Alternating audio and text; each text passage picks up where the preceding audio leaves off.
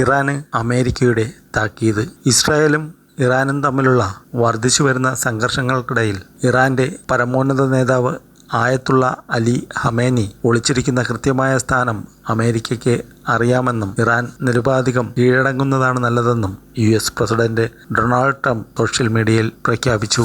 ഖമേനിയെ ഇപ്പോൾ US വധിക്കാൻ ഉദ്ദേശിക്കുന്നില്ലെങ്കിലും തങ്ങളുടെ ക്ഷമ നശിച്ചുകൊണ്ടിരിക്കുകയാണെന്ന മുന്നറിയിപ്പും US പ്രസിഡന്റ് നൽകി.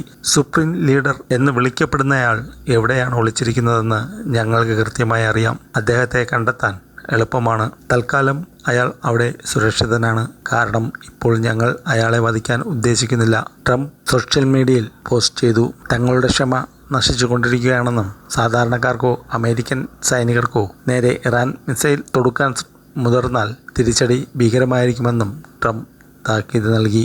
ഇസ്രായേൽ ഇറാൻ സംഘർഷം 5ാം ദിവസത്തിലേക്ക് കടന്ന സാഹചര്യത്തിലാണ് ട്രംപിൻ്റെ പ്രസ്താവന. സ്ഥിതി കൂടുതൽ വഷളാകുമെന്ന് കണ്ട് ഖമേനിയെ വധിക്കാനുള്ള ഇസ്രയേലിൻ്റെ നിർദ്ദേശം ട്രംപ് വീറ്റോ ചെയ്തതായി റിപ്പോർട്ടുകൾ പുറത്തു വന്നതിന് ദിവസങ്ങൾക്ക് ശേഷമാണ് അദ്ദേഹത്തിൻ്റെ പുതിയ പോസ്റ്റ് വന്നത്. ഇറാനിൽ നടന്നുകൊണ്ടിരിക്കുന്ന ഇസ്രയേൽ ആക്രമണത്തിൽ ഇതിനകം 200-ലധികം പേർ കൊല്ലപ്പെട്ടു. ഇരുവിഭാഗവും തമ്മിൽ മിസൈൽ ഡ്രോൺ ആക്രമണങ്ങൾ നടന്നു. ചൊവ്വാഴ്ച രാത്രിയും ആക്രമണം തുടർന്നു. ഇറാൻ ഇസ്രയേലിന് നേരെ മിസൈൽ ആക്രമണം നടത്തിയതായി ഇസ്രയേൽ സൈന്യം അറിയിച്ചു.